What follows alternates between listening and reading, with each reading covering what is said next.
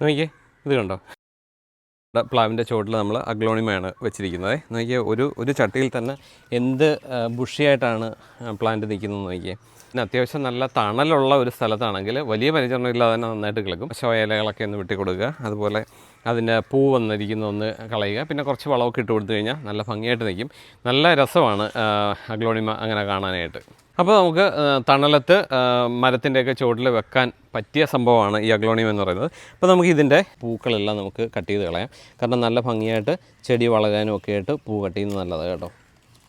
നോക്കി എത്ര പൂവുണ്ടെന്ന് നോക്കി. ഇനിയിപ്പോൾ നിറയെ ശിഖരങ്ങൾ അതിനകത്തുനിന്ന് വന്നോളും. അപ്പോൾ ഇതുപോലെ പൂവുള്ളതെല്ലാം നമുക്ക് കട്ട് ചെയ്ത് മാറ്റാം. ഇതുപോലെ കട്ട് ചെയ്യാനായിട്ട് ഇതുപോലെ ഒരു കട്ടർ ഉള്ളത് നല്ലതാണ്. അപ്പോൾ ഇതിൻ്റെ ലിങ്ക് ഞാൻ കൊടുത്തേക്കാം, നിങ്ങൾക്ക് ആവശ്യമുണ്ടെങ്കിൽ വാങ്ങിക്കാം. അപ്പോൾ ഇതുപോലെ എന്തെങ്കിലും ആവശ്യമുണ്ടെങ്കിൽ നമ്മുടെ വെബ്സൈറ്റിൽ പൊന്നപ്പൻ.in എന്നുള്ള വെബ്സൈറ്റിലൊന്ന് കയറി നോക്കിയാൽ മതി. നോക്കിയേ, ഇത് കണ്ടോ? ഇത്രയും പൂക്കൾ ഇതിനകത്തുനിന്ന് കിട്ടി. ഇനി നമുക്ക് കുറച്ച് വളം ഇട്ട് കൊടുക്കാം. നോക്കിയത് കൂട്ടുവളമാണ് കേട്ടോ. ഇതിനകത്ത് എല്ലുപൊടിയുണ്ട്, വേപ്പിപ്പിണ്ണാക്കുണ്ട്, ലെതർമീലുണ്ട്, അങ്ങനെ ചെടിക്ക് ആവശ്യമായ എല്ലാ പൊട്ടാഷ്യം അതുപോലെ എല്ലാ സാധനങ്ങളും ഇതിനകത്തുണ്ട്. അപ്പോൾ ഇതാണ് നമ്മൾ ഇട്ട് കൊടുക്കാൻ പോകുന്നത്.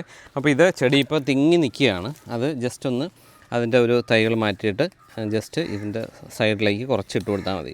ഇട്ട് കൊടുത്തു കഴിഞ്ഞ് വെള്ളം ഒഴിക്കാൻ മറക്കരുത്. മണ്ണൊന്ന് കൊത്തി ഇളക്കി കൊടുക്കുന്നതൊക്കെ നല്ലതാണ്. പക്ഷേ ഇപ്പോൾ കൊത്തി ഇളക്കാൻ പറ്റുന്നൊരു കണ്ടീഷനല്ല, വേരൊക്കെ പൊട്ടിപ്പോകാൻ ചാൻസ് ഉണ്ട്. അപ്പോൾ അതൊന്നും വേണ്ട. ഇത് ചെടി ചുവട്ടിലേക്ക് ഇട്ട് കൊടുത്താൽ മതി. അപ്പോൾ ഇത് മാസത്തിൽ ഒരിക്കലെങ്കിലും ഈ ഇതുപോലുള്ള ചെടികൾക്ക് ഇതുപോലെ വളമൊക്കെ ഒന്ന് ഇട്ട് കൊടുക്കുന്നത് നല്ലതാണ്.